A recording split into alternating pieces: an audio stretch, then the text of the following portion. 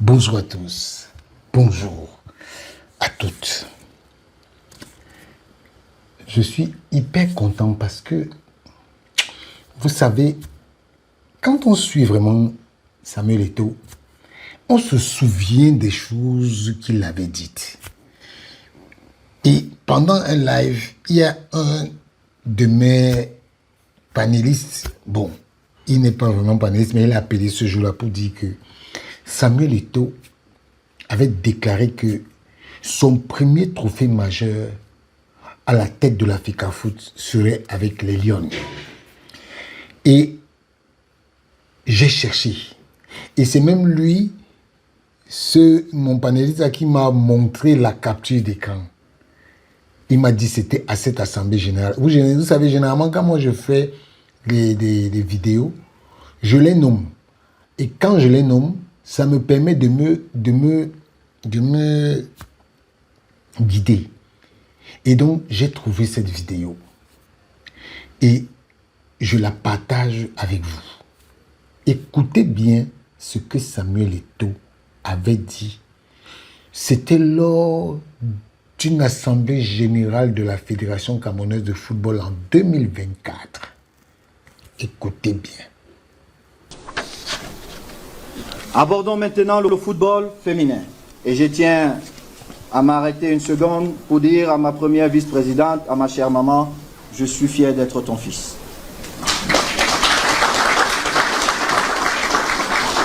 Le championnat de la Guinness Super League s'est tenu du 21 octobre 2023 au 25 mai 2024, ayant comme vainqueur FC et Bolova. Pour ce qui est du championnat de football féminin de deuxième division, 59 clubs ont participé à cette compétition, impliquant 8 régions sur 10. La Coupe du Cameroun féminine s'est jouée du 10 juin au 13 juillet 2024. 22 clubs ont participé. L'Eke Football Club Filles a remporté la finale et a ensuite représenté le Cameroun au tournoi préliminaire de la Ligue des champions féminines en République démocratique du Congo et n'a enregistré aucune défaite. Malheureusement, ça mérite beaucoup plus d'applaudissements parce que nos filles, nos sœurs me rendent tellement fier. Et si aujourd'hui je dois gagner comme président, nous devons gagner comme dirigeant de ce football un trophée, je crois que nous allons le faire avec les filles.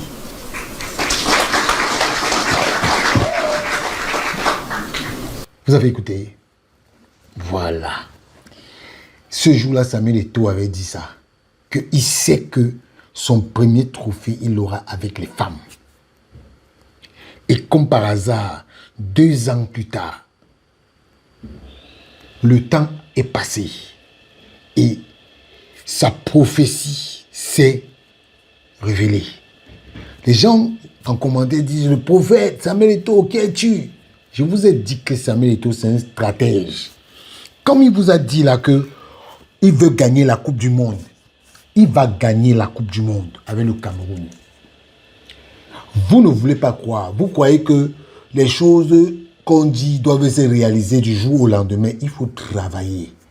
Et ce qui est en train de se passer actuellement avec l'équipe nationale du Cameroun, c'est qu'il veut que ces gars travaillent, que ces gars bossent.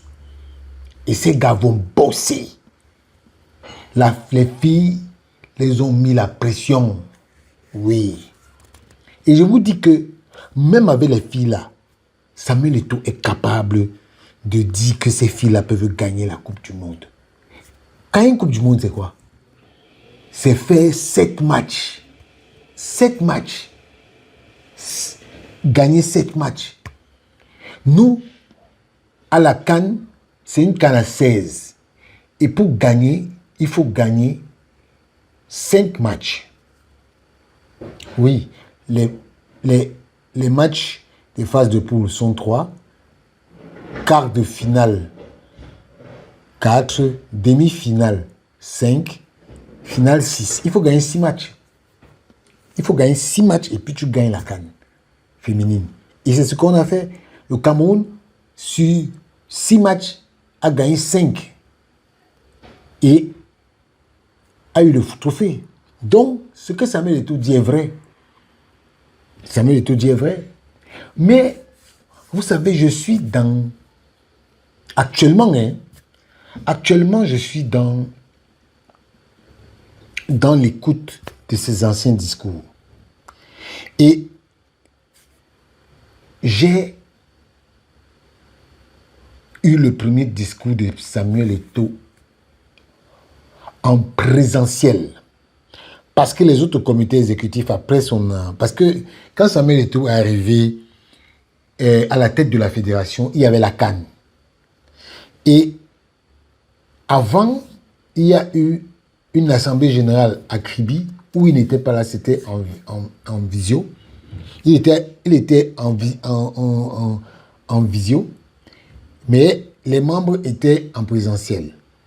Mais je vais vous faire écouter son premier discours en présentiel. Et à cette époque, les gens insultaient Aboubacar. Les gens insultaient les lions. Et même certains membres du comité exécutif insultaient les lions. Samuel Eto'o a décrié ça en plein comité exécutif. Les gens ne se souviennent pas. Les gens ne se souviennent pas. Mais Samuel Eto'o l'a fait. Samuel Eto'o l'a fait. Je vous propose d'écouter Samuel Eto'o à cette assemblée générale. Et vous allez écouter ce que disait déjà Samuel. Mesdames et messieurs, chers membres du comité exécutif de l'Africa Foot, nous revoici sur les bords de l'océan Afrique. Bienvenue à Lille. La belle cité balnéaire, chaleureuse, accueillante et je l'espère favorable à la bonne tenue de notre réunion. Je suis davantage heureux parce que c'est le premier comité auquel je prends part en présentiel. Permettez-moi de remercier d'entrée de jeu notre cher vice-président Ndialakwa. Tellement l'histoire du développement du football dans cette partie du Cameroun est liée à son nom et à son engagement. Merci, monsieur le président et chers frères. Merci à tous les membres qui ont bien voulu nous honorer de leur présence. Chers membres du comité exécutif, l'actualité de cette dernière semaine a été dominée par la Coupe d'Afrique des Nations. Nous avons consacré notre temps et nos énergies à recevoir nos invités et à encadrer notre sélection.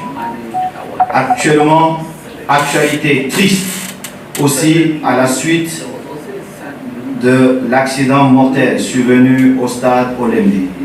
Nos pensées vont aux victimes de la tragique bousculade qui a endeuillé cette grande fête du football continental. Puisse-t-elle trouver la paix dans le repos éternel. En attendant de faire le bilan avec les organes techniques spécialisés de notre fédération et d'en tirer les conséquences, nous pouvons être fiers de nos jeunes frères et de nos enfants. Mesdames et messieurs, quelques-uns d'entre nous, membres du comité exécutif, n'ont pas hésité à critiquer cette équipe en privé ou en public. Leurs critiques, parfois constructives, ont visé notamment le nécessaire renforcement de l'esprit d'équipe qui devrait guider les joueurs. C'est normal, car siéger au comité exécutif ne nous impose pas le silence. Personne n'a le droit de blâmer ceux qui exercent leur liberté de penser. Ici même, au sein du comité exécutif, chacun veut à la fois dribbler, passer, marquer, être seul dans l'objectif des camarades. Faire le classement, commenter le match qu'il joue lui-même. Bref, faire tout le contraire de ce que le football nous impose comme obligation, à savoir jouer collectif. Chers amis, je vous assure que nous ne produirons aucun résultat significatif si chacun de nous n'apprend à jouer le rôle qui lui est confié. Nous devons défendre quand c'est nécessaire, applaudir le coéquipier qui marque le but, encourager et protéger le gardien qui prend un but, assumer et accepter les choix de l'entraîneur, qui seul est responsable de la définition du système de jeu. En tenant compte des joueurs à sa disposition, il peut arriver que les choix ne plaisent pas, qu'ils blessent l'orgueil de quelques-uns, malheureusement. Opérer des choix douloureux fait partie de l'ADN de notre sport. Ceux qui connaissent un peu la discipline que nous avons la prétention de diriger le savent. Mesdames et messieurs, lorsque l'équipe nationale du Cameroun, dont j'ai eu l'immense privilège de porter les couleurs, gagne, notre peuple est en joie, du nord au sud, de l'est à l'ouest. Lorsqu'elle perd, la déception qui traverse chacun de nous est la même, de Kolofata à Ekondo Titi, de Batouri à Fumba. Il ne vient à l'idée de personne de se poser la question de l'ethnie du buteur. Qui a procuré cette joie? Personne ne veut savoir de quelle région vient le joueur qui a manqué son tir au but. Il n'est donc pas concevable que des dirigeants du football camerounais, ceux-là même qui ont la responsabilité de porter les valeurs de cette discipline, se livrent au jeu malsain de faire le tri des joueurs sur les critères de l'ethnie ou de la région Ce réflexe détestable porte en lui la destruction de toutes les valeurs du sport. Comment pouvons-nous confondre football et assemblée nationale? Chaque région doit-elle revendiquer les siens parmi nos lions? A-t-on le droit de s'approprier les espoirs de Vincent Aboubakar? Parce qu'il est issu de la même ère géographique que nous, ma conviction est que chaque fille et chaque fils de ce pays, quelle que soit son origine, ethnie ou région, est le frère de Vincent Aboubakar. Nous avons le devoir moral de nous éloigner de ce jeu dangereux qui n'honore pas le football et ses valeurs.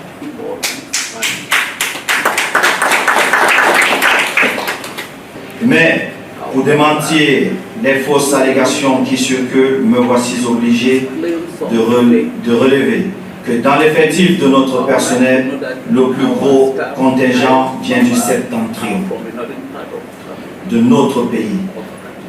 Doit-on prendre les calculatrices, s'y attarder à chercher les équilibres qui ne cadrent pas avec nos objectifs et notre vision? Ceci sera la première et la dernière mise au point de cette nature, car je n'ai pas l'intention de me laisser entraîner dans ces débats qui ne sont pas à la hauteur des enjeux. Les germes de la division ont déjà suffisamment fait du mal aux Camerounais. Je compte assumer le mandat que les délégués m'ont accordé jusqu'au bout. Avec la dignité qu'ici, chacun ici a reçu un mandat, non pour défendre une région, un peuple ou une ethnie, mais pour défendre le football. Le définir et l'organiser sur le terrain, pour que les gamins de Maroua ressentent la même émotion que celui de Tchang ou de San Mélima. C'est sur ce terrain que le peuple camerounais nous attend. Mesdames et messieurs, en sollicitant du comité exécutif un mandat de négociation et de conciliation autour des litiges qui ont fait dépenser à notre fédération plus de 900 millions de nos francs lors du mandat précédent. J'étais animé par 2 ou 3 objectifs. Faire des économies, privilégier le dialogue et rassembler la famille du football. Les premiers résultats sont satisfaisants. Monsieur Kumbono, ici présent, qui avait obtenu une sentence pour moi la plus dangereuse de toutes et la plus vicieuse. Une sentence de dédommagement de 100 000 francs par jour depuis la publication de la sentence et dont le cumul des sommes dues se chiffrait déjà à des sommes pas possibles. A accepté, merci cher père, de revoir sa créance à la baisse. Monsieur Nyassa Soleil avait quant à lui signé un contrat en bonne et due forme avec mes prédécesseurs et traînait une ardoise qui n'était pas loin de 50 millions. Néanmoins, il a accepté de revoir ses exigences plus de 3 fois à la baisse. Merci, chef. À ce jour, nous avons pu obtenir un accord avec le président général Sénégué, quelque chose qui me tenait particulièrement à cœur et dont les détails restent à parfaire, ainsi qu'avec le secrétaire général de l'Africafoot, à ma gauche, dont la procédure était aussi pendante devant les juridictions. Nous poursuivons avec les autres acteurs parce que le dialogue sera notre dialogue pendant tout notre cheminement. Mesdames et messieurs, les dispositions de nos tests nous commandent la convivialité et la recherche des solutions internes aux différends qui peuvent nous opposer. Le but recherché par leur rédacteur était préservation de l'esprit associatif et la formation d'un bouclier de protection contre l'extérieur.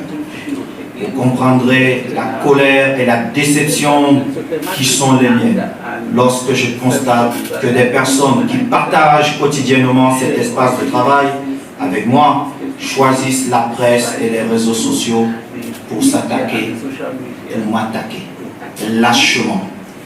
À quoi sert-il de polluer la presse, de ragots de l'extérieur, avec elle notre vision future du football? Il m'est difficile de résister à la tentation de me défendre par tous les moyens légaux pour rétablir mon honneur. J'espère ne pas devoir en arriver à ce point, parce qu'une passe manquée ne fait pas de votre coéquipier un adversaire sur le terrain. Elle devient un problème si cela se répète à plusieurs reprises. Quoi qu'il en soit, c'est dans les vestiaires du comité exécutif que nos problèmes se discutent. Et c'est toujours l'entraîneur que je suis qui devrait trancher, parce que c'est à moi d'assumer les mauvais résultats, tandis que les bons seront l'œuvre de tous. Je vous remercie. Vous l'avez écouté? Voilà. Dans ses propos, Samuel Eto'o évoquait déjà certains problèmes où des gens qui sont à la Fédé faisaient en sorte qu'on l'insulte. Et il avait dit que non, il ne va pas laisser ça comme ça, il va rétablir son honneur. Et dans la FECAFOOT là, souvenez-vous, le jour là, il était à Limbe, dans le fief de Ndjalakwan. Il décriait déjà un certain nombre de choses. Un certain nombre de choses au sein du comité exécutif de la FECAFOOT. C'est que les gens écoutent seulement les discours de Samuel Eto'o, mais ils ne comprennent pas que dans chaque discours que Samuel Eto'o fait, il y a toujours un volet où il est en train de rétablir son honneur, ou bien de dénoncer un certain nombre de situations qui concernent soit les problèmes de la FECAFOOT, soit écoutez très bien les discours de Samuel Eto'o. Vous allez vous rendre compte que ces discours, ce sont des discours où il est décrit des situations qui se passent et dont il n'est pas d'accord. Toujours et toujours. Et ça, c'était le début de la période de Églisien et Ibou. Il y avait déjà les Ibou dans la Fédé. Il vous a même dit quoi? Que Ndjalakwan, non, pas Ndjalakwan, Nyassa Soleil avait renoncé à certaines choses. Et même Kouvondor lui-même avait aussi renoncé à certaines choses. Et l'Assemblée générale de 2009, il a dit qu'il a fait cet accord avec l'Assemblée générale pour protéger la fédération. Et il a aussi parlé de l'accord qu'il a eu avec le général Semengi. Vous voyez que le premier mandat de Samuel Eto'o n'était pas de tout repos. Donc, tout ce qui s'est passé après là, Samuel Eto'o en avait déjà parlé. Mais c'est plus tard qu'on s'est rendu compte que, ici, là, il disait ça. Ici, là, c'était une situation d'aujourd'hui. Là, voilà qui était là. Il avait annoncé ça depuis. Donc, c'est pour ça que j'ai pris le temps d'écouter Samuel Eto'o et d'analyser la situation en fonction des dates. Et je me suis rendu compte que, en vrai, Samuel Eto'o n'a jamais été dans la paix. Que ce soit avec l'extérieur, que ce soit avec l'intérieur à la FECAFOOT. Je le dis parce que j'ai beaucoup entendu des choses. Beaucoup entendu des choses. Ne voyez pas les gens rire avec Samuel Eto'o à la FECAFOOT. Mais les gens à la FECAFOOT, même maintenant, il y a des gens à la FECAFOOT qui ne veulent pas du bien de Samuel Eto'o. Jamais. Je vous dis, si je me mets là à vous décrire ça, vous n'allez pas croire. Donc, les combats de Samuel sont en interne comme en externe. Parce que quand je vois souvent les gens raconter des histoires, je vous dis que les combats, même les pires, sont en interne. Sont en interne. Ne vous méprenez pas. Ne vous méprenez pas. Les combats de Samuel Eto'o sont plus en interne qu'en externe. C'est parce que c'est lui, Samuel Eto'o, qu'il réussit à déjouer beaucoup de gens là. En tout cas, je voulais seulement vous faire comprendre que le type-ci, il a l'onction de Dieu avec lui.